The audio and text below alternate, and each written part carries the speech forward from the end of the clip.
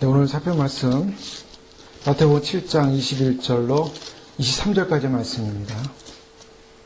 네, 그날의 자기 기만과 심판을 면하라라는 제목으로 오늘 본문의 말씀을 가지고 함께 주님 주시는 말씀 나누기 원합니다.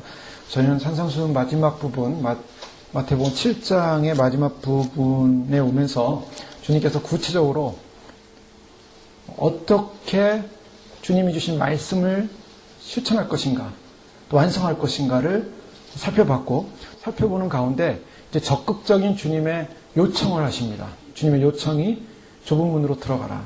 바로 산상수훈의 삶을 사는 것은 좁은 문의 삶이다. 좁은 문으로 들어가는 길이다. 라고 말씀하신 것입니다. 하나님의 말씀을 따라가는 것, 율법을 따라가는 것, 말씀의 진리를 따라가는 삶만이 생명의 길이다라는 말씀입니다. 다른 길은 없습니다. 다른 사는 길은 없습니다. 세상에 아무리 다녀봐도 살 길은 하나도 없습니다.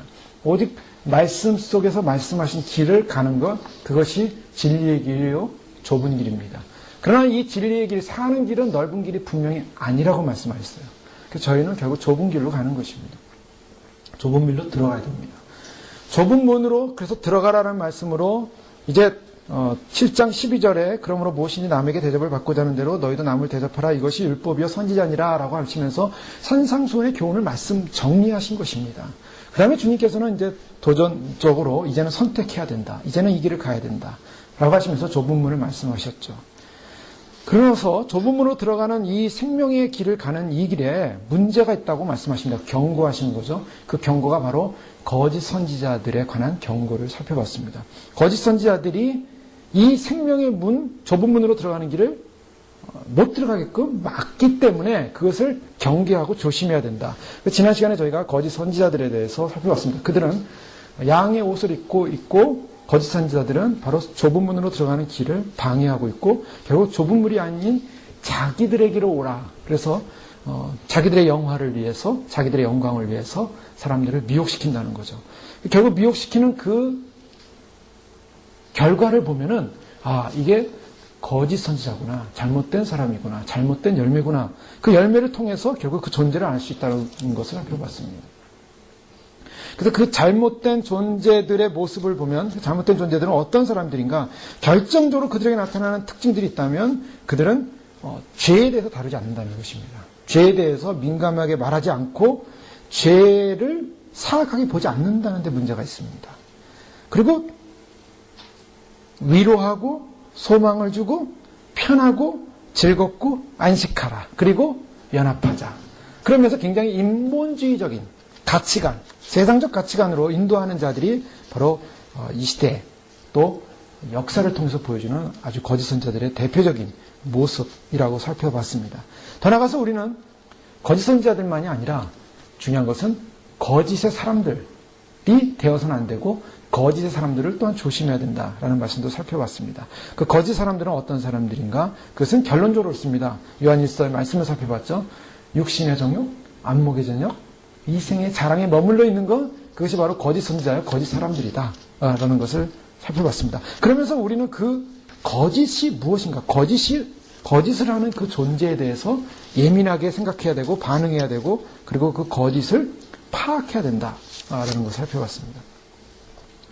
계속적으로 오늘 본문도 이제 그러한 거짓 선지자를 경계하는 말씀 가운데 하나로 주님께서 우리에게 주셨고, 또 한 가지는 저희가 이것을 알으셔야 됩니다. 주님께서 이러한 경계를 주실 때는 반드시 여기에 빠지지 않고 넘어지지 말고 반드시 좁은 문 안에 들어와서 구원을 받으라는 메시지입니다. 주님이 이 메시지를 주신 것은 이러한 것을 파악을 하고 구원을 받으라는 것입니다. 즉 이러한 존재가 있다는 것, 이러한 길에 가면은 넘어질 수밖에 없기 때문에 이러한 길에 가면 넘어지는 것을 알고 우리가 대처하라는 것입니다. 즉 모르고서 살다가 나중에 구원을 못 받으면 얼마나 억울하겠습니까? 그러니까 주님이 철저하게 그걸 알려주시는 겁니다. 그래서 주님의 말씀은 지금 아프고 주님의 말씀은 나의 심장과 나의 오장 육부를 다 끄집어내는 듯한 고통이 온다 할지라도 받으셔야 됩니다. 제가 이 말씀을 전하면서 이 말씀 가운데 정말 어떨 때는 이런 말씀을 이렇게 전하기가 참 힘들 때도 있습니다. 그냥 좀 위로도 해드리고 싶고 또 좋은 말씀도 좀 해드리고 싶고 또 소망스러운 말씀만 해서 우리가 정말 위로와 소망으로 하면 충만하고도 싶어요. 그런데 본문이 이런 상황이 오면은 할 수 없습니다. 이 본문 상황에서 주님은 철저하게 이것을 말씀하셨습니다. 주님이 외면하지 않은 말씀이에요. 주님이 피해가지 않은 말씀입니다. 주님이 분명히 알려주신 말씀이에요. 왜 알려주셨는가? 우리가 이 문제에 빠질 수 있기 때문에. 그래서 넓은 길에 가면 죽기 때문에 경고하신 것입니다. 오늘 제목부터가 벌써 걱정이 되지 않습니까? 그날에 자기 기만과 심판을 면하라.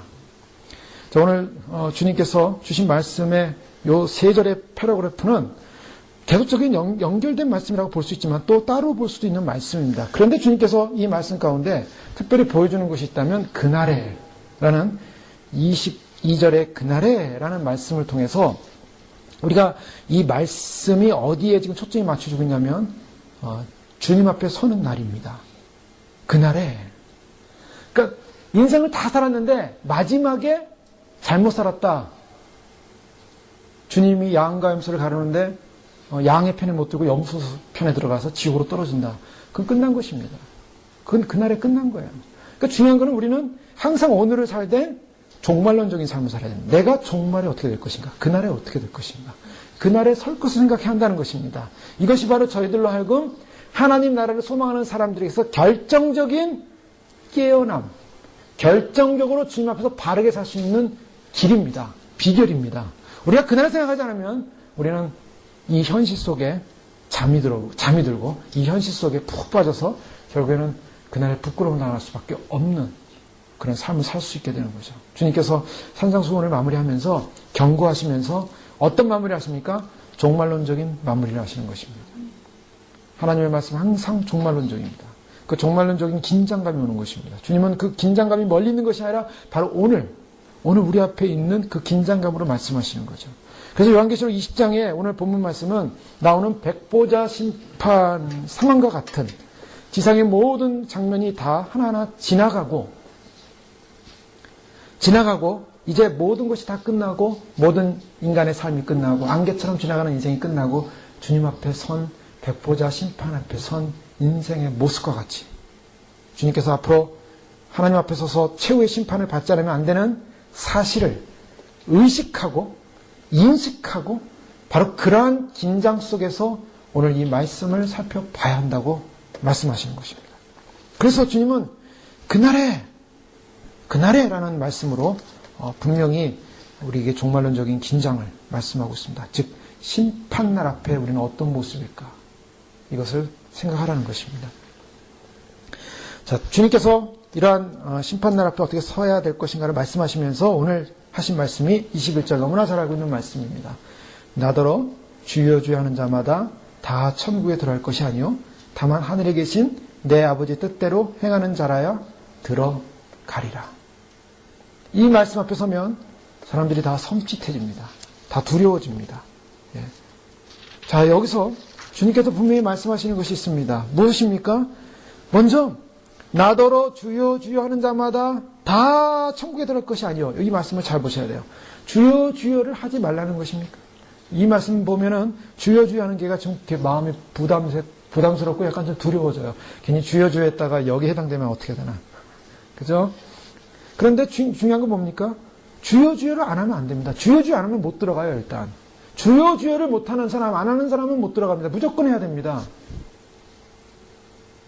주여 주여 안 하는 사람은 그렇다고 주여 주여 하면 못 들어갈 수 있으니까 여기 주여 주여 하는 자마다 천국에 다 들어가는 것이 아니라니까 주여 주여 하지 말고 기도하지 말자. 주여 주여 하지 말자. 아닙니다.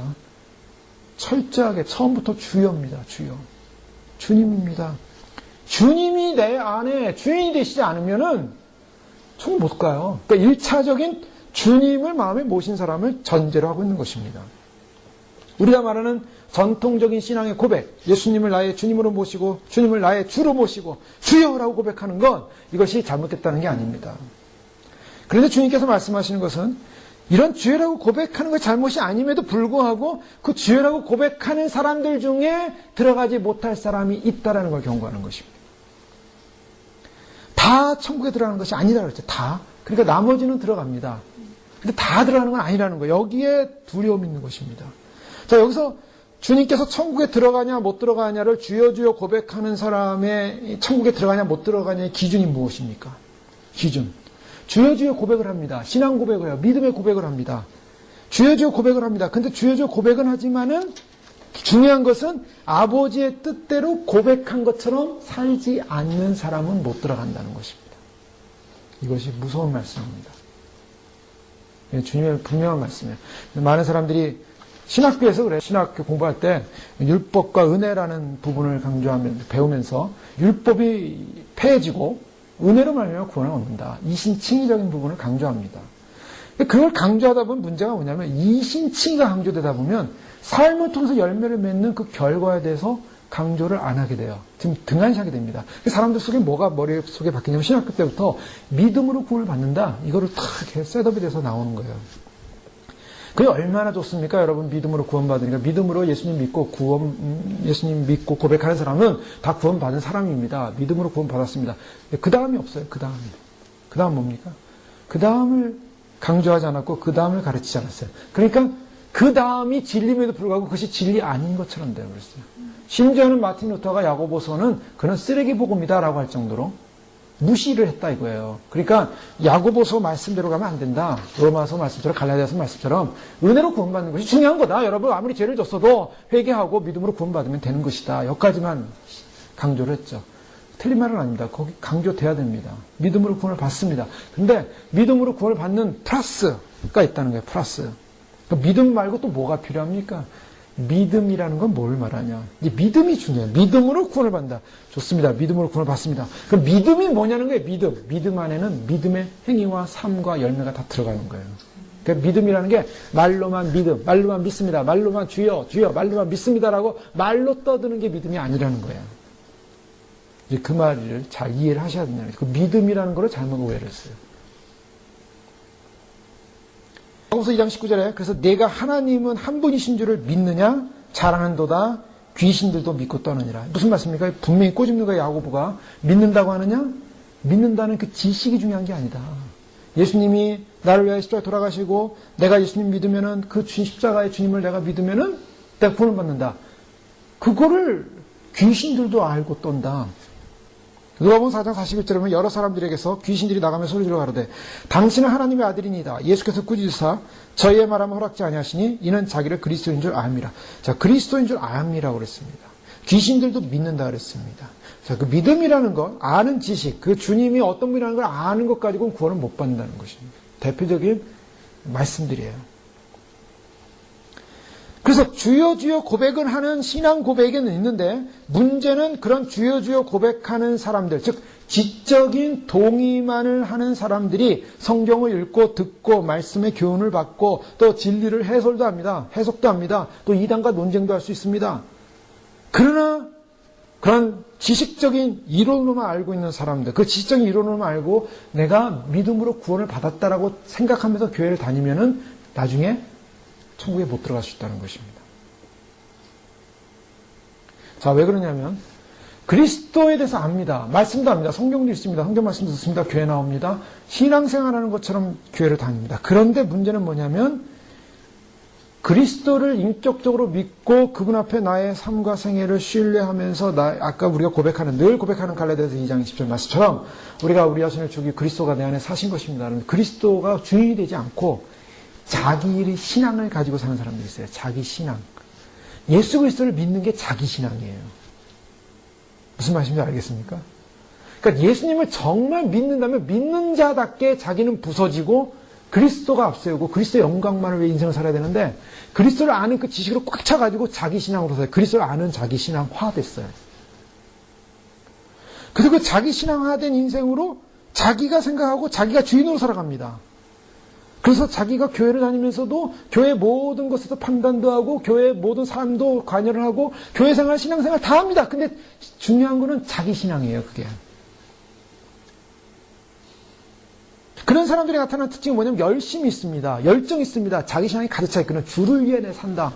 주를 위해 산다고 했는데 가만히 보면 그가 주를 위해 사는 것이 아니라 자기 신앙으로 사는 사람이 있어요.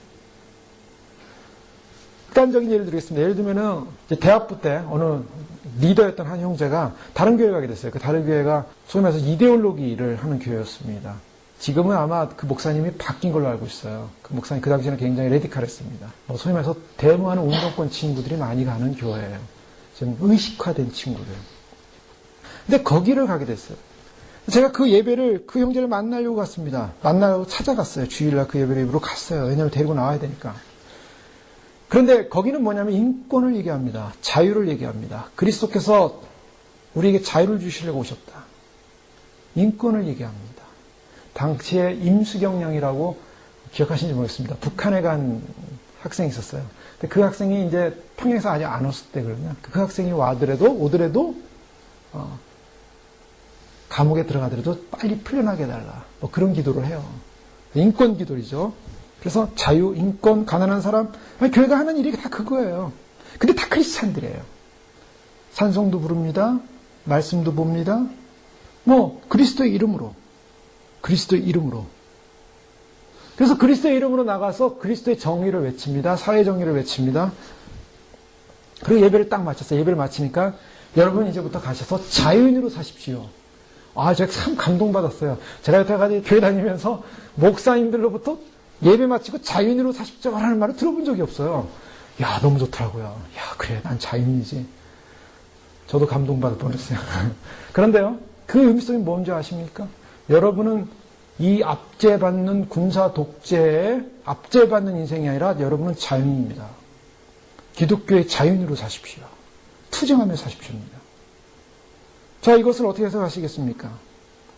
네, 좋습니다. 사람들이 굉장히 사회화되어 있고 민족을 생각하고 국가를 생각하고 나라를 생각하고 인권을 생각하고 정치적이고 굉장히 그 스펙트럼이 넓습니다. 국가, 민족, 인권, 나라, 독재를 향한 자유의 외침. 복음하고 틀렸어요, 근데. 복음이 그런 것이었으면 주님께서 로마 정부를 뒤집어 엎었을 겁니다. 주님께서 가난한 자들을 데리고면서 병자를 고치는 것이 아니라 그 가난한 자의 해방을 위해서 로마 본디오 빌라도부터 제거하고 예루살렘 장악한 다음에 로마 본거지를 치셨을 거예요, 주님이. 유대인의 자유를 위해서. 그것이 메시아의 모습이라고 사람들이 생각했어요. 당시에 예수님 당시에 수많은 혁명적인 메시아를 꿈꾸는 사람들이 막 일어났죠. 예수님 양편에 못 박혔던 두 강도마저도 사실은 정치가들입니다. 그들은 혁명가들이었어요.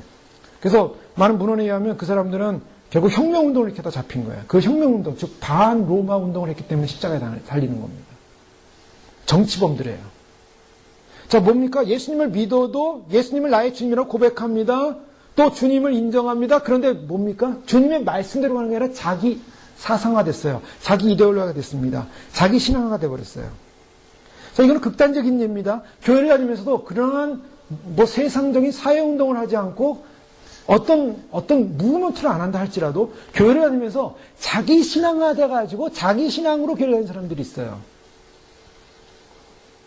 자신의 열정을 가지고, 자신의 목적을 가지고, 자신의 의를 위해서. 그래서 자신이 그런 일들을 함으로 말미암아 그런 걸 성취함으로 말미암아 오는 만족감에 도취합니다.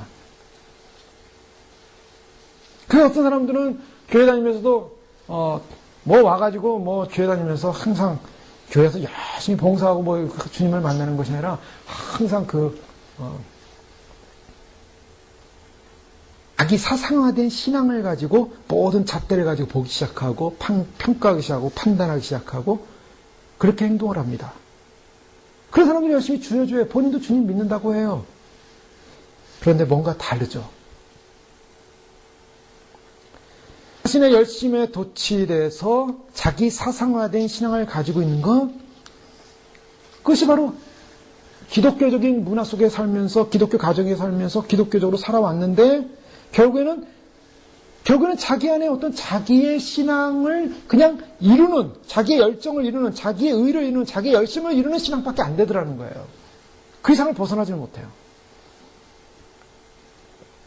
주님께서 저희들을 보실 때 주여 주여 하는 자마다 라는 이 말 속에는 그 주여 주여를 고백하는 신앙인들에게 자기도 모르는 자기 오류에 빠질 수 있는 부분이 있다는 것을 말씀하십니다. 그래서 자기도 모르는 오류가 있는데 그 자기도 모르는 오류가 뭐냐면 몇 가지를 살펴보겠습니다. 구원의 확신에 대한 그릇된 교리입니다.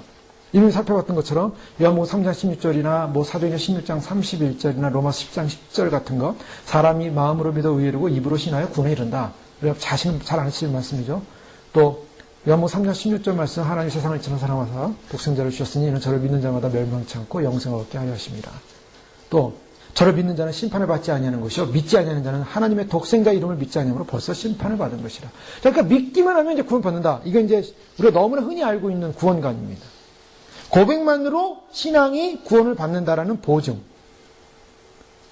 근데 이거를 뭐라 하냐면 신앙 지상주의라 한다. 피데이즘이라 그래요. 영어로 하면. 피데라는 말은 라틴어인데요. 이 피데라는 말은 영어로 하면 페이스입니다. 그래서 피데이즘. 라틴에서 그냥 영어로 왔어요. 그래서 그냥 신앙주의, 신앙 지상주의라 그래요. 영어로 굳이 의역을 하면 페이스이즘입니다. 그러니까 믿음주의예요. 믿음만 가지면 구원받는다. 또 빌리비즘이라는 말도 쓰게 돼요. 빌리브라는 말을 써서 거기다 이즘을 붙여버려요. 이런 말들은 사전에 찾으면 안 나옵니다. 근데 신학사전을 찾으면 나와요. 그러니까 신학 용어들이에요. 그냥 뭐냐면 종교적인 신앙. 종교적인 신앙 지적. 그러니까 신앙의 고백만 하면 구원을 받는다라는 어떤 개념을 갖고 있는 거. 그래서 성경에서는요, 신앙의 고백을 하는 사람들이 다 구원받는다고 절대 말하고 있지 않습니다. 열매가 나쁘면 구원 못 받아요. 아주 그거는 주님이 너무나 많이 말씀하셨어요. 한 가지 대표적인 예를 들겠습니다. 고린도전서 6장을 말씀 보겠습니다. 신앙을 고백하는 믿음의 사람들이 어떤 행동을 할 때, 어떠한 삶의 열매를 맺힐 때 구원 못 받는가에 하는 모습을 드러내고 있어요. 고린도전서 6장에 보면 너무나 잘 아시는 본문이 나옵니다. 이것은 바로 교회 내에서 여러 가지 고발 사건이 일어나는 것입니다. 서로 송사 문제가 일어났어요. 송사 문제가 일어났을 때 사도 바울이 고린도 교회를 향해서 굉장히 혼을 냅니다. 그 혼을 내는 내용이 뭐냐면 너희 중에 도대체 판단할 자가 없어가지고 세상에서도 세상 사건이 있을 때 교회에서 경외 여김을 받는 자들에게, 즉 교회에서는 정말 경외 여김 받는 그러한 세상 법정에 가서 그들에게 교회의 문제를 해결받으려고 하느냐라는 그런 내용들이죠. 7절에 보면요, 너희가 피차 고발함으로 너희 가운데 이미 뚜렷한 허물이 있나니 차라리 불의를 당하는 것이 낫지 아니하냐, 차라리 속는 것이 낫지 아니하냐.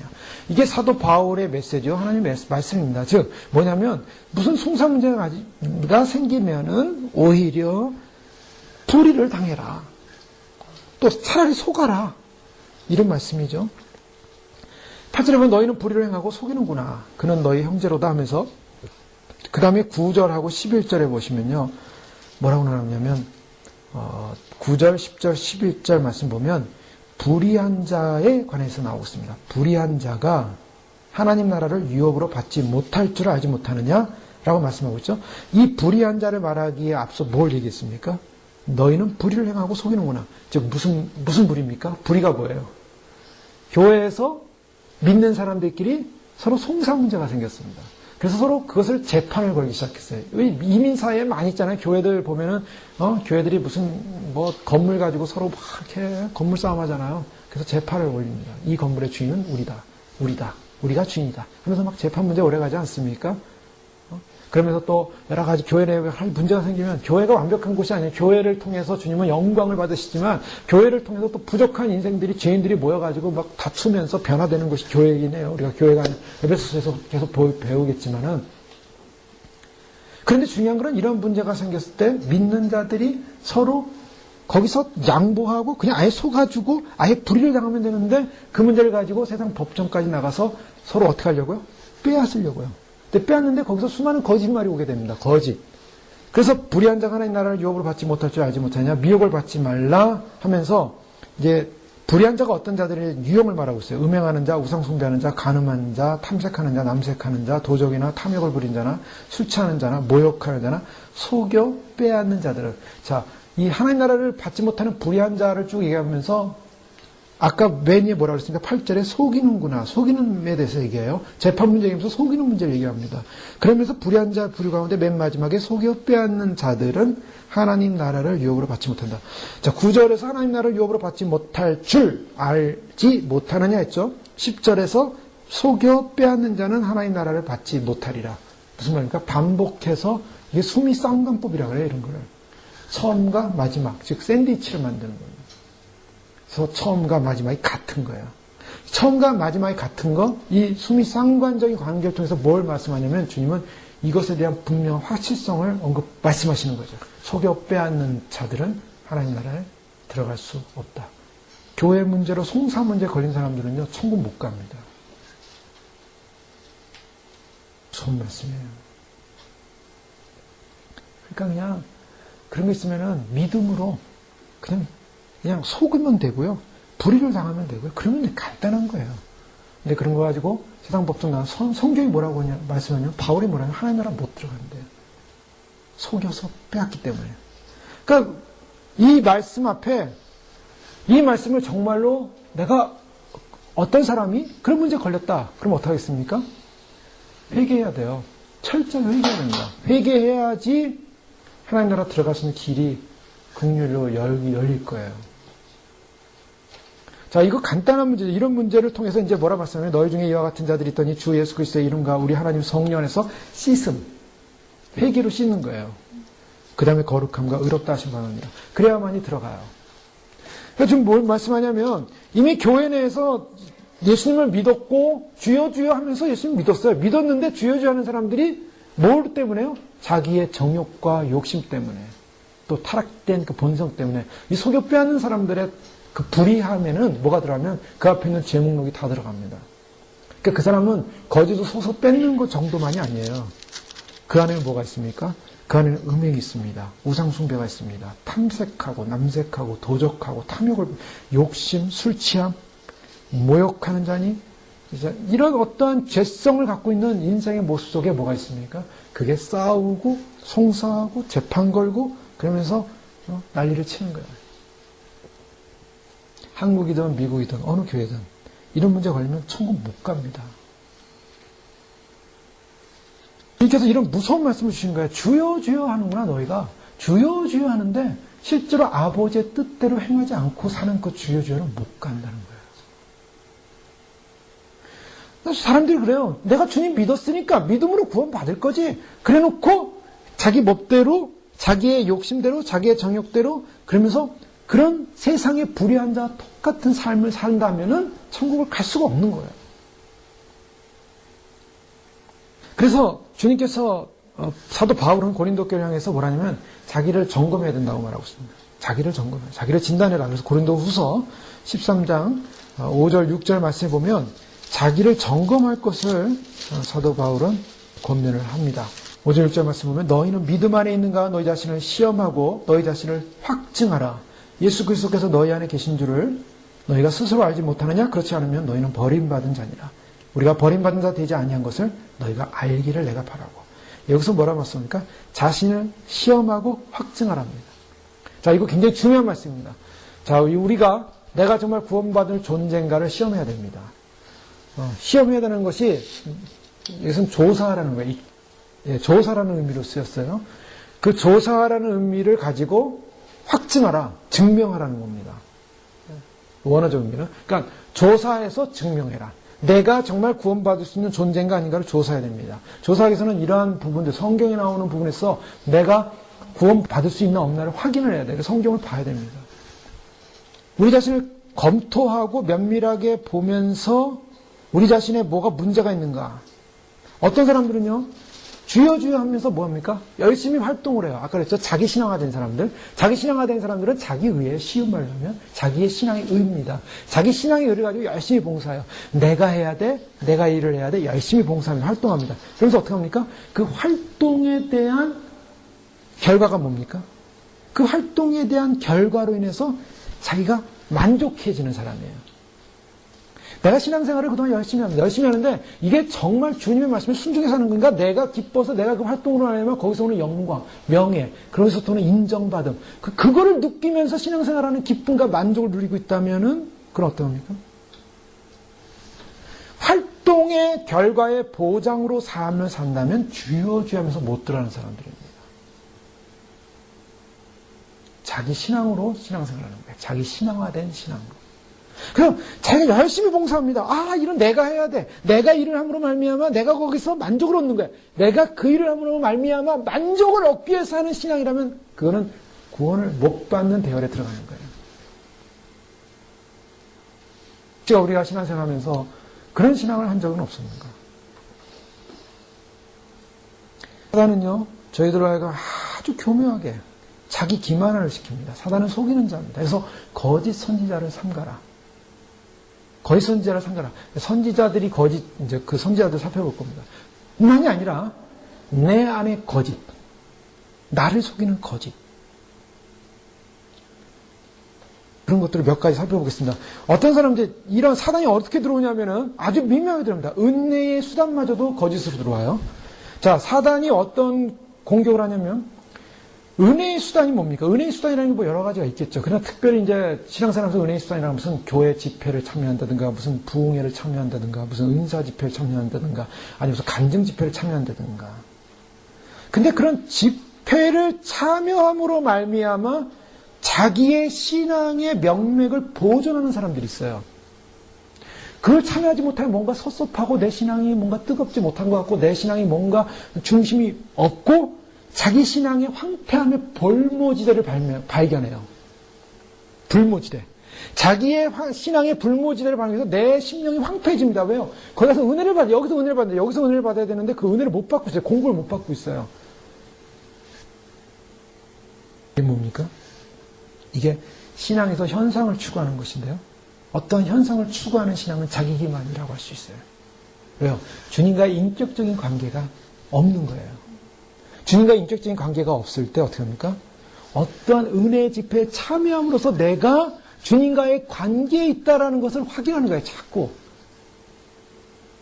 그래서 그런 데를 못 가고 그런 데 참여를 못하면은 나중에 심령이 황폐해지는 거예요.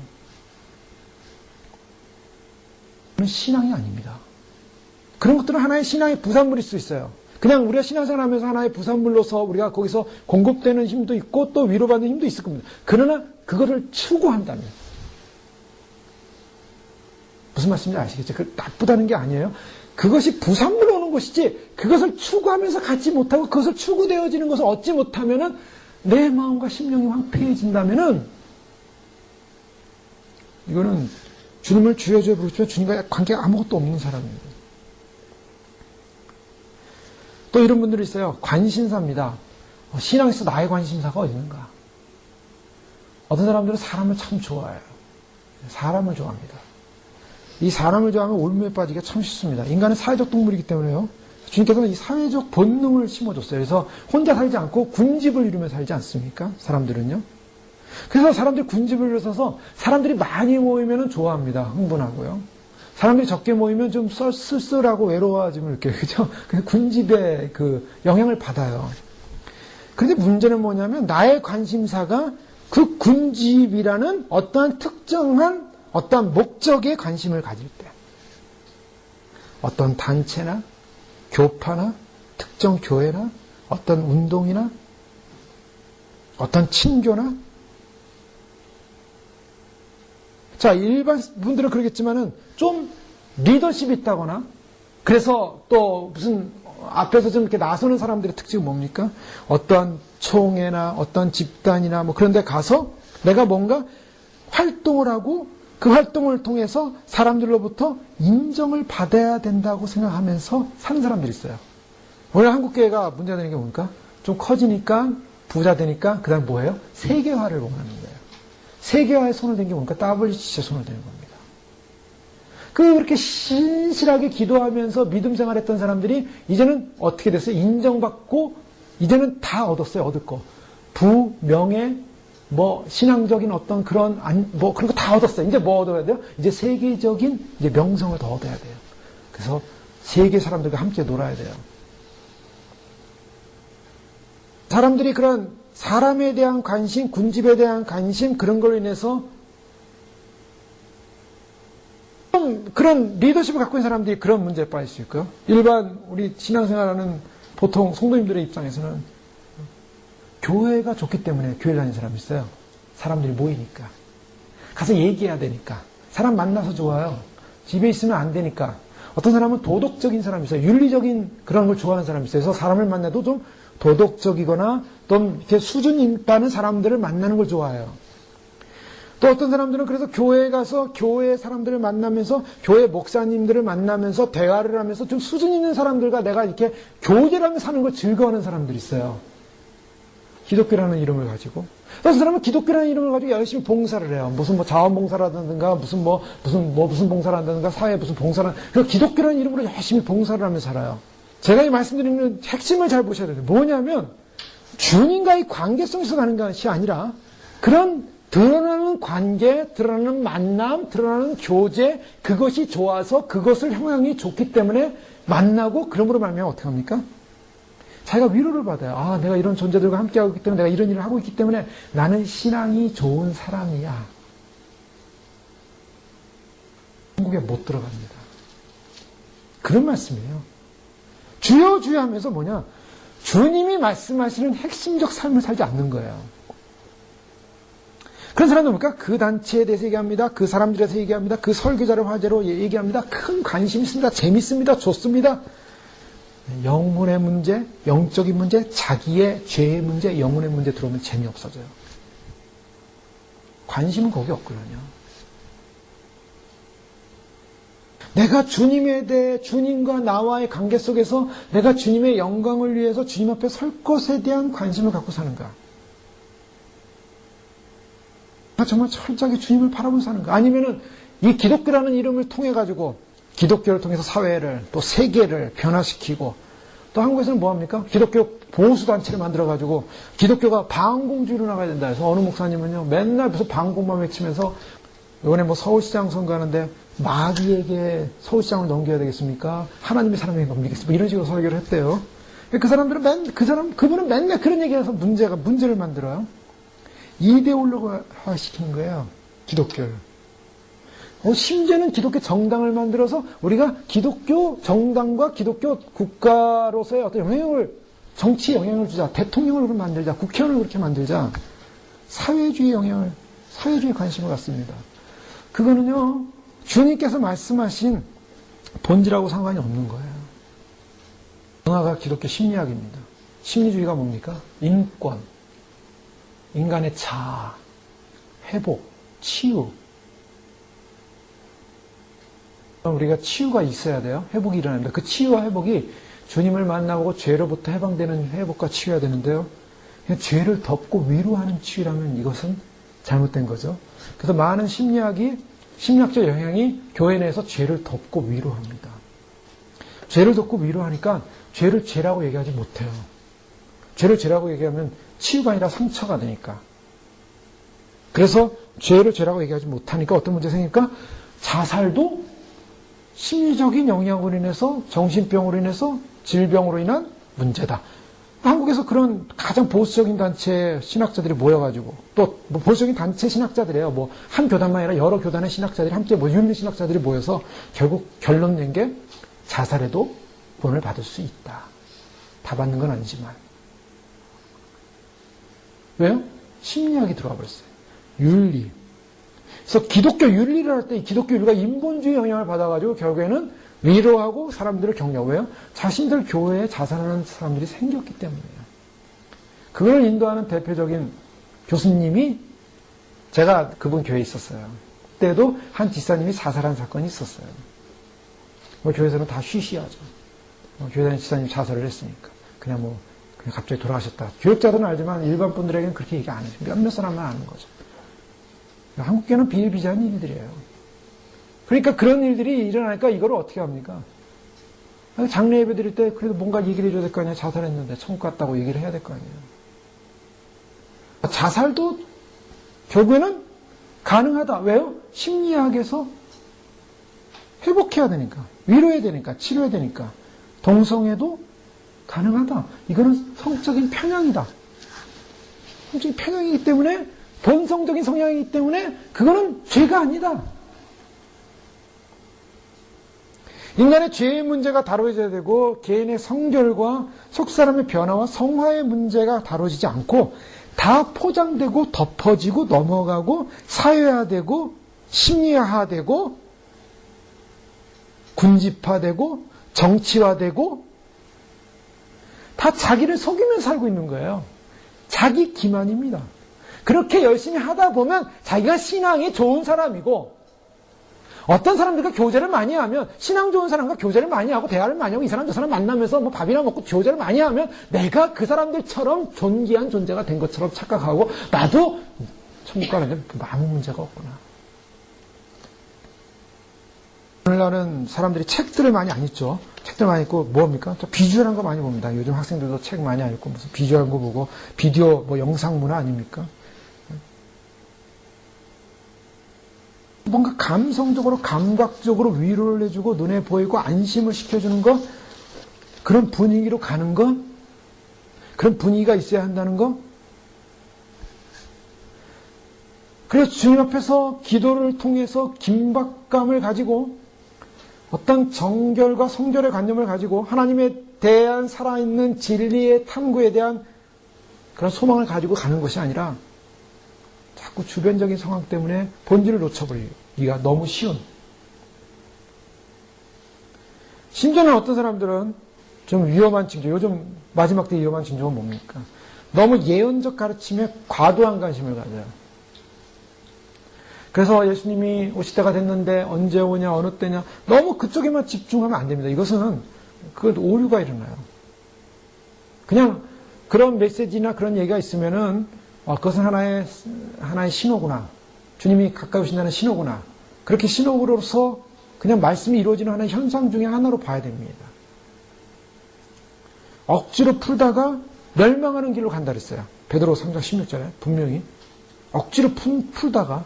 그래서 어느 선교사님은 오래전부터 예수님 모심에 대한 준비하고 예루살렘도 많이 갔다 오고 그랬는데 맨날 얘기하는 게 무슨 뭐 별자리를 보니까 뭐가 맞고 그래서 뭐가 이렇게 맞고 또 별걸 다 그냥 끄집어가지고 맞추려고 노력. 하나도 안 맞았어요. 하나도.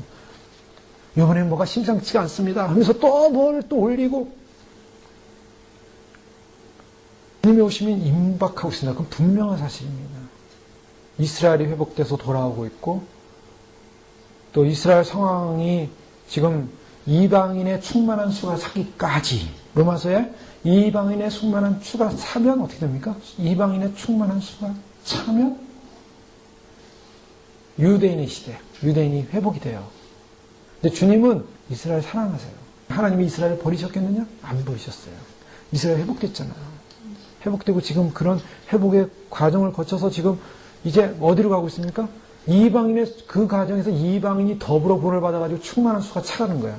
이방인의 충만한 수가 차기까지 그 말씀대로 차면은 휴거가 일어나는 거예요.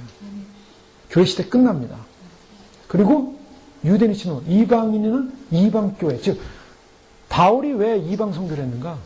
유대인과 이방인이 연합되고 하나 되어지고 이방의 교회가 이방 교회 시대가 열린 거예요. 근데 지금은 이제 유대인들이 돌아오고 있어요. 유대인들이 크리스천들이 돌아오고 있어요. 다시 초기 모습하고 비슷하죠. 유대인과 이방인 크리스천들이 서로 연합되고 있어요. 그래서 이방인 시대가 끝나면 이제 유대인 시대로 완전히 유대인의 회복과 구원의 시대로 관점이 넘어가는 거예요. 주 하나님의 역사가 그쪽으로 포인트가 맞춰지는 거예요. 그래서 두 증인도 예루살렘을 중심으로 활동을 하는 거예요. 물론 그런 이방에 남은 수많은 그 교회들이 그 가운데서 주님 앞에 돌아갈 백성들이 마지막 환란기 때 환란의 순교를 통해서 믿음을 지켜야 되지만 그 전에 주님은 반드시 성결된 주의 신부 교회들을 데려가십니다. 신부는 휴거자들이에요. 순교자들은 그 순교의 사명을 감당해야 됩니다. 그러나 두 길이 쉬운 길은 아니죠. 어떤 분은 그래요. 휴거보다 순교가 더 쉽다. 그래서 휴거를 아예 생각 안 해요. 쉽고 어려운 거 없습니다. 주님이 부르신 부름대로 준비해야 돼요. 다 어려운 길이에요. 휴거자는 산순교의 길이에요. 그래서 고난이 많아요. 물론 뭐 순교한 분이나 뭐 믿음의 마지막 믿음의 백성들은 고난이 있지만 그 고난은 끝까지 우리를 정화시키는 고난이에요. 정결하게 하는 고난이에요. 그 고난이 정결하게 되기 위해서 어떻게 합니까? 세상 사람들은 그동안 예수 믿는 사람들이 죽음이라는 예수님을 믿었고 부활하신 주님을 믿었음에도 불구하고 다 죄로 인한 죽음을 경험해요. 죽음의 끝에서 모든 걸 놓는 거예요. 자랑도, 욕심도, 보고만 해서 그걸 다 해석하는 거예요. 예수님 외에는 없습니다. 예수님만이 나의 모든 것입니다. 이제 생명 끊어지는 사람이 무슨 세상에 미련이 있습니까? 주님 만나보고 주님 사모합니다. 그 소망 가지고 돌아가셔서 천국 가는 거예요. 근데 주님 오실 때는 어떻습니까? 주님 오실 때 교회에서는 휴거 백성들은 우리가 살아서 세상 꽃, 세상 욕망, 세상 자랑, 세상 꽃 다 끊어버리고 주님밖에 내가 안 보입니다. 그게 신부예요. 그 작업을 하시는 거예요. 빨리 성장을 해야 됩니다. 빨리 성장을 해야 돼요. 빨리 변화가 돼야 됩니다. 빨리. 주님은 그 마지막 은혜를 주고 계신 거예요. 그래서 20년 동안 이루어져야 될 성화를요, 몇 개월 안에, 몇 년 안에, 이렇게 단식에 아주 그냥 밀도 있게 아주 그냥 그렇게 밀어붙일 수가 있어요. 그때보다 빨리 응답해야 됩니다. 이거는 하나님이 나에게 주시는 변화의 사인이구나. 거기서 무릎 꿇고 주님을 바라고 주님 의지하면 주님께서 그 다음 단계로 계속 성화가 이루어집니다. 열매도요, 열매가, 한 열매가 그냥 하나로 끝나는 게 아니라 열매도 성장을 해요. 사랑의 열매도 성장을 합니다. 희락의 열매도 성장합니다. 열매가 다 성장을 해요. 열매가 아주 그냥 조그만 열매를 따가 열매가 어떻게 됩니까? 점점 익어야 될 거 아닙니까? 열매가 맺혔는데 익어야 될 거, 이게 설익으면 안 돼요. 그러니까 열매가 익기 위해서는 주님께서 강하게 열매를 맺히는 사람들에게 몰아붙이신다는 거예요. 그래서 저희들에게 주어지는 모든 상황과 환경들을 할렐루야, 주님 감사합니다. 믿음으로 기쁨으로 가십시오. 결코 좌절하고 결코 눈물을 흘리고 결코 이런 삶이 아니다. 그거 아닙니다. 그냥 주님 바라보면서 할렐루야, 주님이 나를 데려가시려고 이렇게 지금 간섭하시는군요. 우리 잘 알고 있는데 은혜만을 강조하다 보면은 또 어떤 회개가 없어지고, 주님께서 여러 가지 우리 자신이 실수하거나 잘못할 수 있는 그러한 부분에 있어서 분명히 말씀을 하시면서 이 자기 기만이라는 이 잘못된 신앙을 갖게 되면 결국 어떻게 되냐면 마지막 날, 그날에 많은 사람이 주님 앞에 와서 주여 주여 하면서 주의 이름으로 나는 선지자 노릇하고 주의 이름으로 귀신을 쫓아내고 주의 이름으로 많은 권능을 행하지 아니하였나이까 까리니. 그래서 중요한 게 뭡니까? 행함의 결론이 천국을 갈 수 있는 조건이 절대로 안 된다는 거예요. 그가 무슨 행동을 했던, 무슨 대단한 일을 했던, 무슨 굉장한 일을 했던, 귀신을 쫓아내고, 능력을 행하고, 예언을 해가고, 선지자를 못하고, 변은사가 다 있어서도요, 천국 못 들어갈 수 있다는 거예요. 자기 신앙화에, 자기 의에. 지금까지 말씀드렸던 여러 가지 그냥 간단한 예들이 있지만, 그런 예들 속에서 결국에는 그것을 만족하며 사는 것에 푹 빠져 있는 사람들. 어떤 사람은 은사가 있으니까 그 은사 행하는 것을 만족해 하는 거예요. 그걸 보람을 느껴요. 나는 은사자지. 그래서 그래요. 사람들이 그 은사를 행하는 걸 보고 너무 감동을 받고 그 은사 때문에 지옥 갑니다. 주님, 제가 그런 은사 때문에 이렇게 교만해질 것 같으면 그 은사를 쓰지 않겠습니다. 왜요? 주님께서 이 많은 은사들 아닙니까? 지금 선지자 노릇하고 귀신을 쫓아내고 죄로 많은 권능을 행했어요. 주여 주여 하는 사람이에요. 주를 믿는 사람입니다. 그런데 주님께서 밝히 말하고, 그때 내가 그들에게 밝히 말하되 내가 너희를 도무지 알지 못한다. 이게 무슨 말입니까? 주님과는 아무런 관계없이 자기가 살았던 거예요. 자기 능력, 자기 힘, 자기 은사, 자기 열정, 자기 열심. 그럼 어떻게 해야 됩니까? 우리가 점검을 해야 되는데, 우리 자신을 점검하면 우리가 우리 자신의 영혼에서 지금 어떤 생각을 하고 있는가? 항상 그것이 점검을 해야 될 부분이죠. 나와 주님과의 관계는 어떤 관계인가? 정직해야 됩니다. 결론이 뭔가? 결론은 이거예요. 우리가 시간이 없기 때문에 답을 빨리 봐야 돼요. 답을 알면은 우리가 가는 길이 좀 쉬워요. 답이 뭡니까? 우린 너무나 많이 살펴봤어요. 답은 주님과의 사랑입니다. 이게 정답이에요. 구원받는 길은요, 내가 대단한 존재, 내가 굉장한 일, 굉장한 대단한 무슨 세계를 뒤흔드는 무슨 정치가 대단한 그게 아니고요. 주님을 사랑하는가. 우리가 말씀을 대할 때마다 주님을 더 사랑하려고 지금 다가가고 있는가. 하나님 말씀과 주님께서 말씀하신 율법에 대해 내가 순종하려고 내 자신을 그렇게 주님 앞에 드려지기를 원하고 있는가?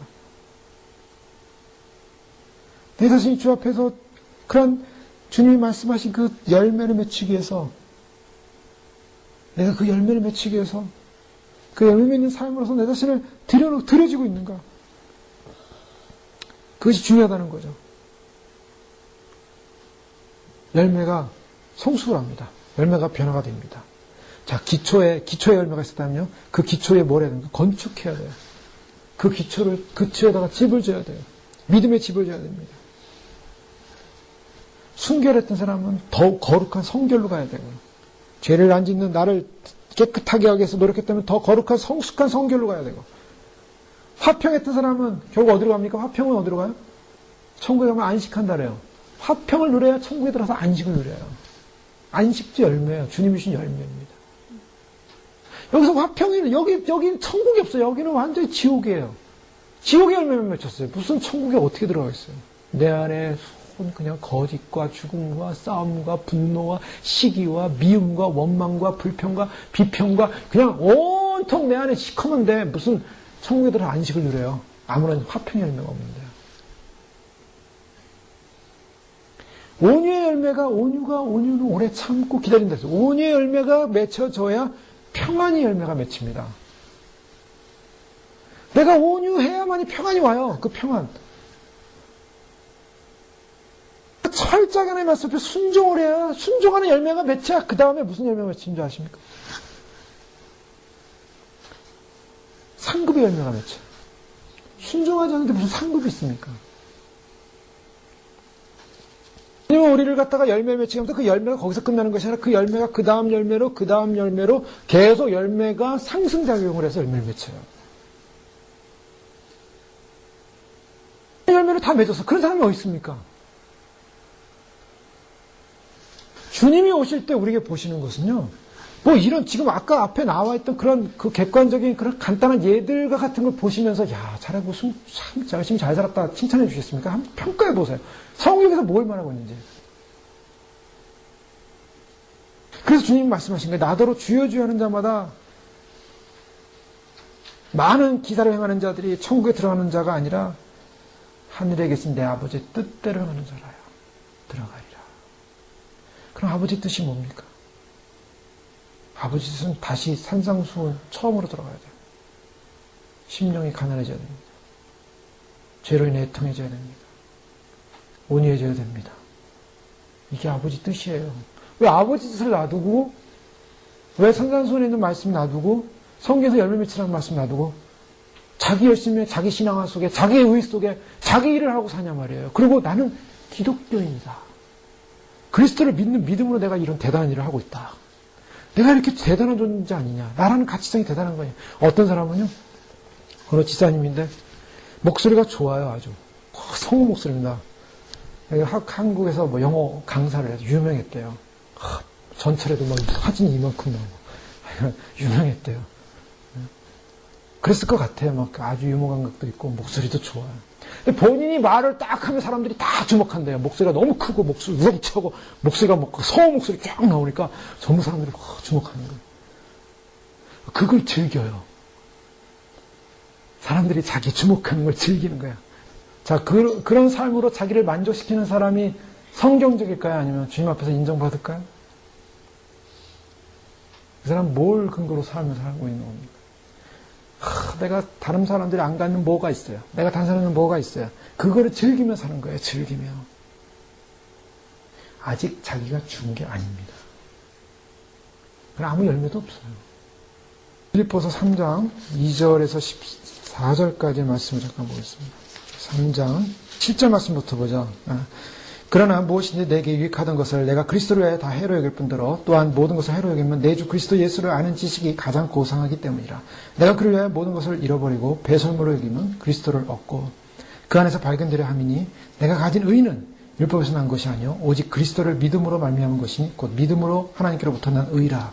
내가 그리스도와 그 부활의 권능과 그 고난의 참여함을 알고자 하여 그의 죽으심을 본받아 어떻게 쓰든지 죽은 자 가운데서 부활에 이르려 하노니 내가 이미 얻었담도 아니요 온전히 이루었담도 아니라 오직 내가 그리스도 예수께 잡힌 바 된 그것을 잡으려고 달려가노라.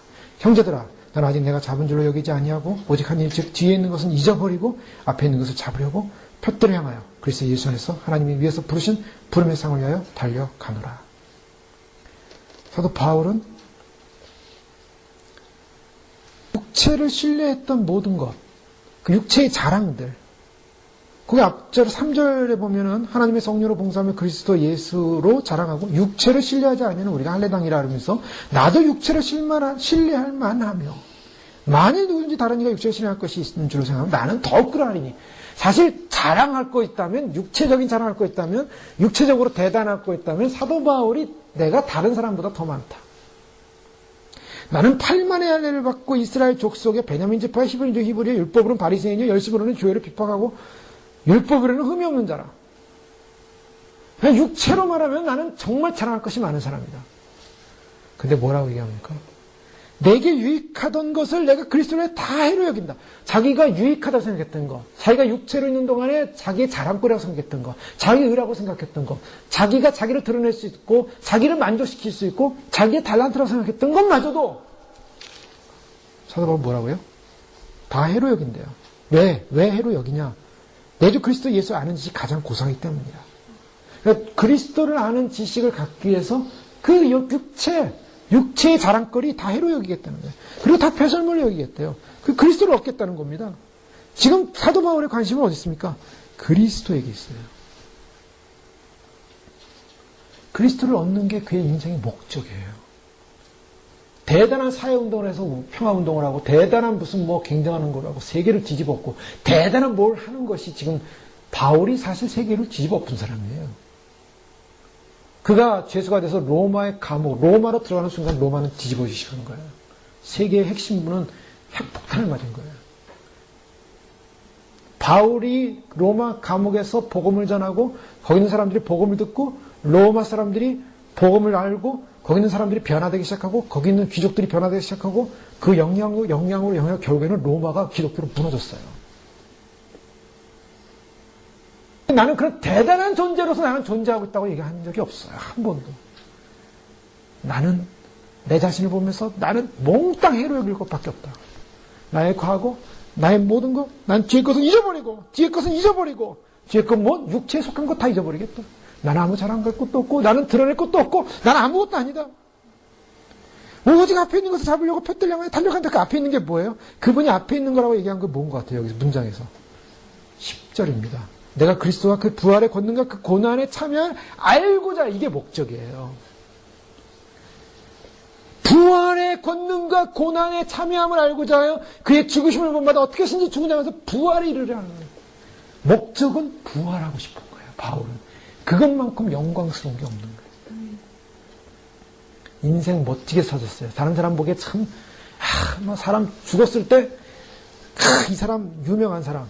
그래서 사람들이 많이 조문객들이 왔어요. 그럼 무슨 소용이 있습니까? 바울의 관심은요. 그가 부활하는 거예요. 부활의 권능을 아는 것입니다. 여러분 우리가 지금 목적으로 삼아야 될 게 뭡니까? 우리는 세상에 아무런 미련도 없고 아무런 관심도 없어요, 지금. 그냥 주님께서 지금 주님 나라 가기 전에 우리가 해야 될 일을 할 수 있는 기회를 주셨기 때문에 그 기회를 향해서 그냥 이용하며 가는 거지. 우리의 목적은 바울처럼 그냥 다 옛날 건 해로 여기고 배설물 여기고 우리는 이미 잡은 것도 아니고 이미 얻은 것도 아니고 휴거를 이미 얻은 것도 아니에요. 아직 잡으려고 그 부활에 참여하기 위해서 그걸 알기 위해서 달려가는 겁니다. 그거 외에는 없습니다. 바울의 고백이 저희들의 고백이 되시기를 바랍니다. 정말 내가 뒤에 것은 잊어버리고 앞에 있는 것을 잡으려고 표대를 향하여 그리스도 예수는 위에서 부르신 부름의 상을 향하여 달려가노라. 무슨 세상에 자랑할 것이 있고 무슨 뭘 드러낼 것이 있고 세상 그냥 그 부활의 권능 그리스도에 관심이 있었어요. 그리스도가 하신 일이 뭐예요? 사망과 죽음을 이기시고 부활하셔서 그리스도 안에 있는 사람들에게 생명의 영광과 그 능력을 알게 하시는 것, 하나님의 계획을 알게 하시고 하나님의 충만을 알게 하시고 하나님의 영광스러운 지금 저희는요 지금 앞으로 올 하나님의 영광스러운 계획에 그냥 일부도 모르고 일부 정말 조금만 아는 거죠.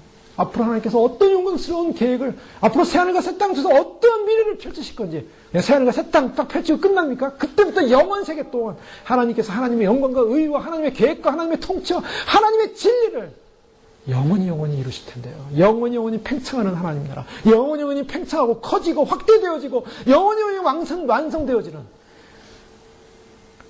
그러니까 지금은요, 지금 우리가 세상에서 뭐 대단한 일을 했다, 굉장히 했다, 그거는 정말 앞으로 주님께서 이루실 그 영광스러운 미래의 그 확장은요, 죽어서 한 씨앗, 한 알의 씨앗이 밀알이 되어서 죽은 자 외에는 누릴 수가 없는 거예요. 우리는 이 땅에서 죽어야 되는 거예요. 이 땅에서 죽어져야 되는 거예요. 그래야지 부활의 영광을 참여하는 거예요.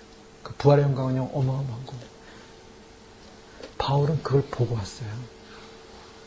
천국에 가서 딱 보는 순간 이 땅 모든 것이 정말, 그러니 세상에 속해서 뭐 그냥 아웅다웅 별거, 이 세상에 아니에요. 그거 거기에 걱정하고 염려하고 거기에 빠져있고 아버지께서 돌보신다. 주님 우리에게 원하시는 건요, 굉장한 일이 아닙니다. 사울이 왕으로서 그가 주님을 쓰임을 받다가 결국에는 버림받지 않습니까? 사무엘상 15장 22절에 보면 사무엘이 가로되 여호와께서 번제와 다른 제사를 그 목소리에 순종하는 것을 좋아하신 같이 좋아하시겠나이까? 순종이 제사보다 낫고 듣는 것이 수락인 기름보다 낫습니다. 주님 원하시는 것은 사울왕이 주님 나라와 교회를 위해서, 주님의 공동체를 위해서, 또한 주님 앞에 제사 드리는 걸 위해서 뭐 굉장한 일을 하길 원했던 게 아니에요. 순종하느냐, 주님 말씀 앞에 순종하느냐, 제물도 희생도 주님 원하시는 것이 아니라 주님은 우리 자신의 순종을 보시고 원해요. 그래서 전권자이신 하나님 앞에 나의 의지와 나의 주장과, 나의 의지가 강한 사람은요, 자기 주장이 강하죠. 자기 주장이 강한 사람은 어떤 사람이고 불순종하는 사람이에요. 그러니까 자아가 있다는 건 뭘 파냐? 내 자아가 살았다는 건 불순종의 죄를 짓고 있는 겁니다. 자아는 불순종이에요. 자아가 죽어야 순종을 합니다. 하나님 앞에 순종해요. 근데 자아가 살아있는 사람은, 자기 의가 살아있고 자기 생각과 자기 것이 살아있는 사람은 결국에는 자기 의지 드러내고 불순종합니다. 근데 그걸 성경이 뭐라 그러냐면 사술의 죄예요. 불순종은 사술의 죄라. 사무엘상 15장 23절에 보면 이는 거역하는 것은 사술의 죄와 같고 완고한 것은 사신 우상에게 절하는 죄와 같음이라. 그래 사울왕을 책망하죠. 왕이 여호와의 말씀을 버렸으므로 여호와께서도 왕을 버려 왕이 되지 못하게 하셨나이다. 왕권을 주셨는데 하나님 앞에 순종하지 않았어요. 왕권이 날아갑니다. 저주받아 지옥불에 떨어졌어요. 주님이 우리에게 요구하시는 건요, 세상에서 굉장한 일 하나가 아니에요. 착각들 하고 있어요, 많은 사람들이. 교회 다니면서 굉장한 교회 만들라가 아니에요. 대단한 이름 난 사람 되라는 것도 아니에요. 다 착각들 하고 있어요. 많은 사람 군집하는 모임을 만들라도 아니에요. 그냥 말씀대로 순종하라는 거예요. 말씀대로 순종하는 결과가 뭔지 아십니까? 대단한 일 했어요. 자기의 종교심, 자기의 의, 게다가 은사까지 써가지고 뭐 굉장한 일을 했어요. 큰 일 했어요. 사람들이 좀 큰 종 되게 해주십시오. 큰 종. 컸어요. 많은 사람이 나들어야 돼. 주여저 우리가 큰 일 했습니다. 선지자 못했습니다. 귀신 쫓아냈습니다. 죄로 많은 권능을 행천하였습니까? 주님이 말씀하시기를 불법을 행하는 자들아 내게서 떠나가라. 왜 불법입니까? 말씀대로 안 살았어요. 말씀대로 안 갔어요. 율법대로 안 살았어요. 그래서 불법이에요. 주님이 원하시는 겁니까? 하나님의 뜻대로 행하는 자라야 들어가리라. 하나님의 뜻대로 행하는 것이 좁은 문입니다. 좁은 문으로 가라면 좁은 문으로 가는 겁니다. 그런데요, 나의 자아와 육신을 가지고는 절대로 좁은 문 안에 못 들어갑니다. 그래서 천국 못 가는 거예요. 나의 자아가 살아있는 사람은 절대 천국 못 들어갑니다. 왜 못 들어가는지 아세요? 주님께서 말씀하시기를 부자 얘기하면서요, 부자가 천국 가는 것은 낙타가 바늘귀로 들어가는 것처럼 어렵다 그랬어요. 못 들어가는 건 아니에요. 어렵대요. 근데 사실 낙타가 바늘기로 들어가려면 어떻게 합니까? 못 들어가죠. 못 들어갑니다. 왜요? 육신을 갖고 있는 사람은 낙타가 바늘기로 들어가는 행동이에요. 천국문이 그렇게 좁아요. 육신을 가지고 나의 자아를 가지고는 절대로 못 들어갑니다. 그런데 내 자아가 죽으면 어떻게 합니까? 내 안에 생명이 일어나요. 하나님의 영으로, 거룩의 영으로, 성결의 영으로 주님 앞에 생명으로 변화돼요. 그리스도가 내 안에 살아요. 주님 어떻게 하십니까? 주님은 통과하세요. 아무리 세밀한, 아무리 꽉 차있는 콘크리트도 들어갔다 나왔다 하세요. 좁은 문 넉넉히 들어가시면, 넉넉히 들어가는 영체가 되는 거예요. 그래서 나를 죽이라는 거예요. 우리가 영체가 돼야 됩니다. 영체가 돼야 우리가 좁은 문을 들어갈 수 있는 거죠. 생기가 돼요. 생명이 돼요. 연기 들어올 때요. 아무리 좁은 틈이라도, 조그만 좁은 틈이라도 그 연기는 들어옵니다. 그죠? 근데 돌덩어리 못 들어오죠. 연기는 들어와요. 마치 주님께서 우리에게 좁은 문 들어갈 때는 우리가 주의 말씀대로 살 때 우리가 그런 거룩한 하나님의 영으로 변화되는 거예요. 신령한 하나님의 그 성품을 참여하는 존재로 바뀌는 겁니다. 그런 신령한 존재로 변화돼야만이 그 좁은 문으로 들어가는 거예요. 영적인 해석을 해본 거예요. 좁은 문은 육의 눈으로, 육의 몸으로, 자아로 절대로 못 들어갑니다. 낙타가 바늘기로 들어가려고 하는 것처럼 못 들어가는 문이에요. 내가 나 자신을 죽이고 처음부터 죽여야 돼요. 이제는 내가 산 것이 아니요 내 그리스도께서 사신 거죠. 처음부터 나를 죽이고 주님 앞에 처음부터 내가 주님 앞에 온전히 거듭난 존재로, 정말 거듭난 대로 거기서부터 시작을 하는 거야. 거기서 시작을 해야 그다음부터 열매가 맺히는 거예요. 평생을 신앙생활 했는데 아무런 열매도 없어요. 자기 자랑의 열매만 덩실덩실 막 썩은 열매만 맺혀가지고 자기 의, 자기 열심, 자기 열정, 자기 신학화, 자기 것. 주님은 아무런 상관이 없어요. 주님께서 그런 주의 여러 선지자 못하는 사람들 보면 발람과 같은 사람들 있죠. 발람과 같은 사람은 어떤 사람입니까? 이런 이제 지도자들인데요. 사꾼 선지자들이라고 볼 수 있죠. 낮에 연락을 기뻐하고 노는 것 좋아하고 그 다음에 불의 삭슬 좋아한다. 두 가지입니다. 딱 두 가지예요. 노는 것 좋아하고 돈 좋아하는 거. 그래서 저들은 물 없는 셈이며 광풍에 물려는 안개니 결국에는 허탄한 자랑의 말을 토하며 하여간 이 인간이 갖는 자랑은요 완전히 게다가 결국 음란으로 육체의 정욕 중에서 유혹되어서 빠지고 그런 자들이 어떤 자들인가? 멸망의 종들이라고 합니다.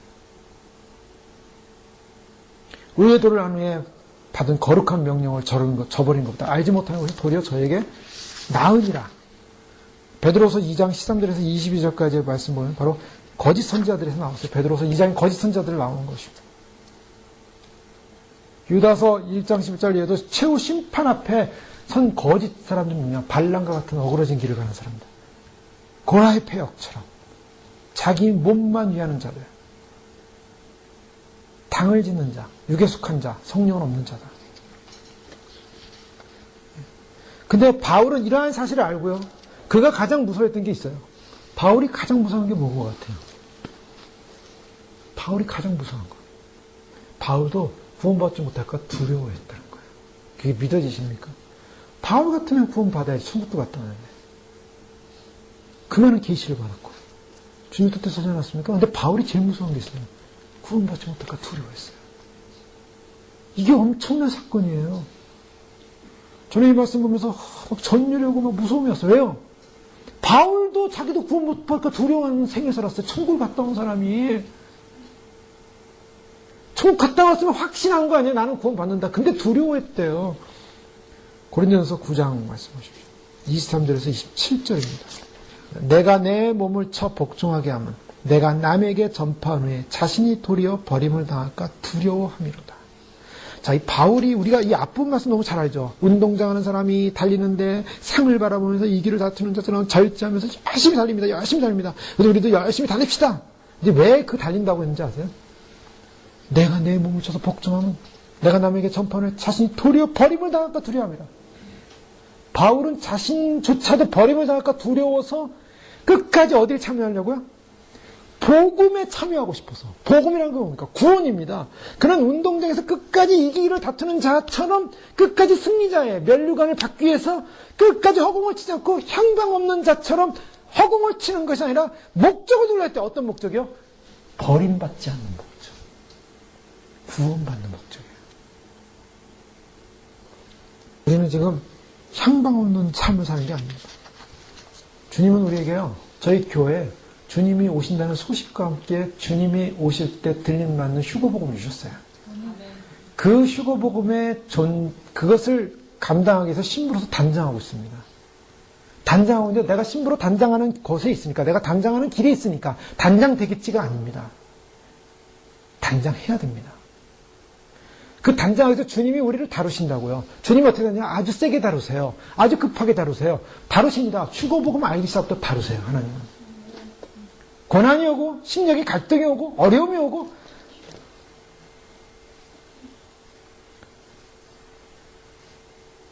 그래서 우리가 판단할 일은 아니지만 그래도 우리 교회 시다님, 우리 목사님, 우리 권사님 다 믿음으로 열심히 달려가고 계세요. 지금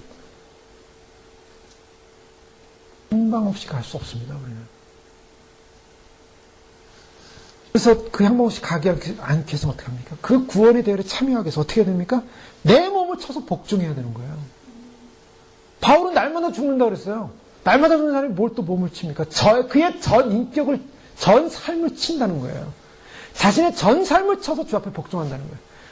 지금과 같이 이런 문화시대가 아니었습니다. 그 2000년 전 유대, 팔레스틴, 그 소아시아 땅, 지금도 그 터키나 이런 데 지진 난 데 보면 다 못 살잖아요. 근데 2000년 전에는 더 얼마나 못 살았겠어요. 예? 전부 다 교인들도 다 가난했습니다. 다 토굴도 살고, 뭐 어려움에 살고, 그 로마 치하에서 정말 힘들게 사는 사람들이었어요. 인터넷이 발달했으니까 전화기가 있었겠습니까? 세상 문명, 문화를 받아들이면 얼마나 받아들였겠어요? 지금처럼 타락된 문화 받아들이지 않았어요. 부유해지면 얼마나 부유하고 싶겠어요? 지금의 부를 누렸겠습니까? 자기 몸을 그럼에도 불구하고 주님 앞에 향방 없는 자처럼 사는 것이 아니라 그날의 서기에서 부활의 복음의 부활에 동참하기 위해서 신이 도리어 버림을 당할까 두려워합니다. 천국 가서 지옥까지도 보고 왔어요. 바울의 묵시업 보면 지옥 얘기 나오잖아요. 믿음이 땅한 자들이 타락해서 지옥 간 모습 보면서 나도 주님 말씀, 주님에 대한 초점 놓쳐버리면 저럴 수 있지 않겠는가? 그 두려움을 느끼는 거예요. 저는요, 말씀을 보면서 우리 날마다 두려워해야 돼요. 두려워해야 돼요. 아, 나는 이제 구원받았지가 아니에요. 두려워해야 됩니다. 우리가 마지막 길을 걸어가는데 발걸음 조심해야 됩니다. 한 발걸음 조심해야 돼요. 지금 천국을 향해 걸어가는 이 발걸음이 한 발자국 잘못 디디면 지옥문이 열려요. 거기서 미끄러지면 안 돼요.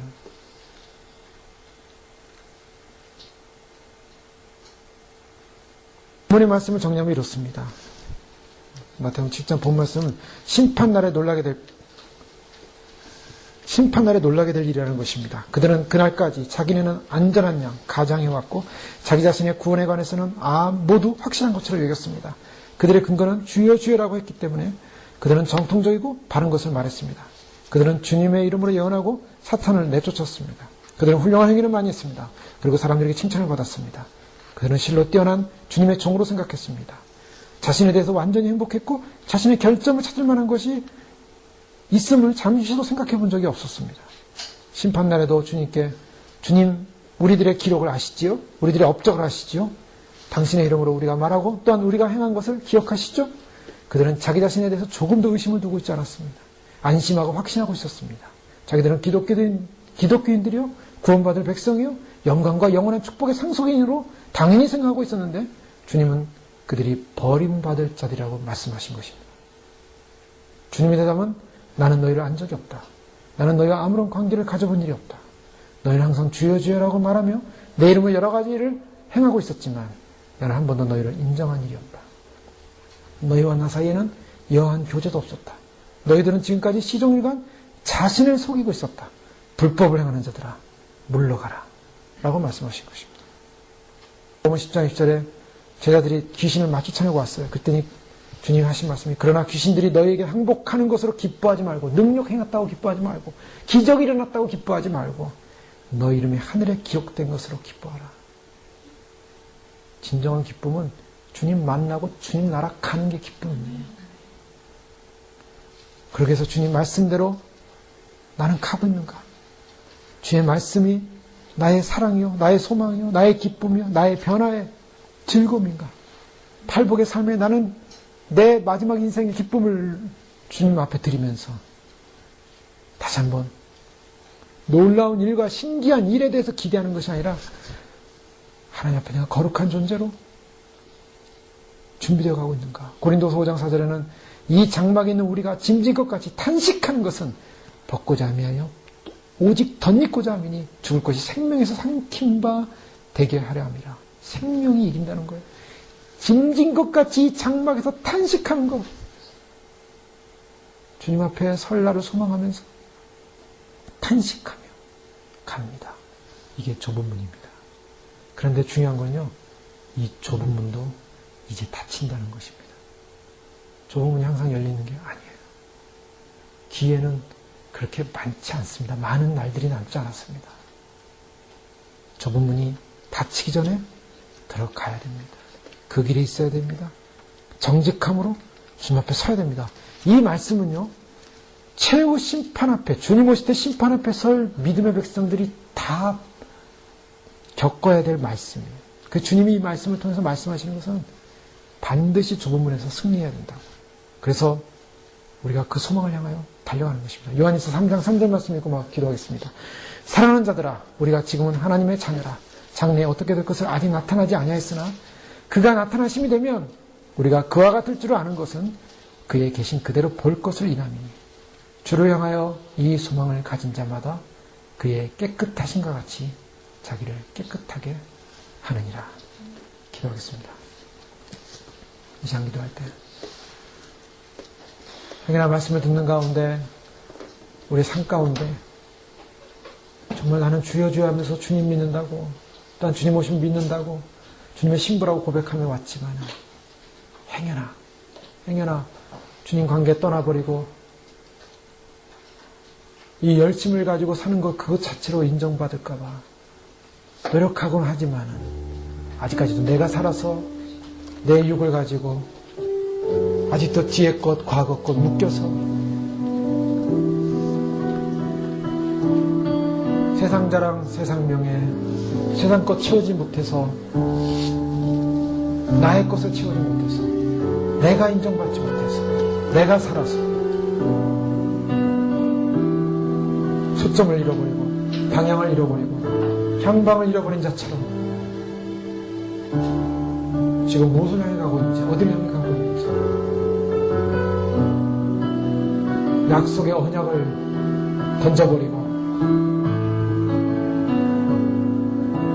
자기에게 충성하고 자기의 목소리에 감동하고 자기의 생각 속에 전율을 느끼며 자기 우상화 속에 빠져서 주님을 만나지 못한다면 우리는 마지막 길에 선 자의 가장 불행한 모습이 될 것입니다. 그러나 우리는 분명히 알고 있습니다.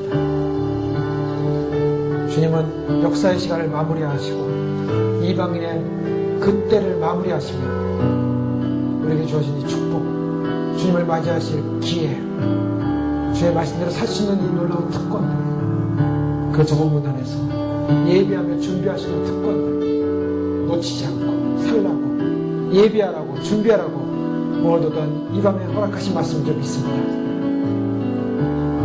다시 달려갑니다. 다시 일어납니다. 다시 뛰어갑니다. 주님 그리스도를 얻고 그리스도를 얻게 하여 그리스도를 얻는 것만이 내가 빼앗길 수 없는 그리스도입니다. 내가 놓칠 수 없는 그리스도입니다. 나의 신랑, 나의 주님, 그 부활의 권능을 알게 하여 달려가게 하여 주시고 목적을 놓치지 않게 하시고 영원한 생명, 영원한 기쁨, 그 영원한 영광, 그것을 위하여 말씀을 이루는, 계명을 이루는, 그 하나님의 뜻을 이루는 그런 삶으로 그 좁은 길에 서서 그 좁은 난으로 들어가서 주님 안에서 믿음으로 주님을 만날 수 있도록 축복하여 주시옵소서. 우리 주여 한번 부르기도 하겠습니다. 주여! 주여! 주여! 아버지 하나님, 아버지 하나님, 이 시간 다시 한번 주 앞에, 주님 앞에 긍휼을 구하며 은혜를 구하며 기도합니다. 아버지, 또 아버지 하나님, 참으로 나의 삶, 나의 인생, 나의 것, 나의 모든 것, 주님만을 바라보면서 아버지 하나님 믿음으로 살아갈 때, 아버지 하나님, 주님의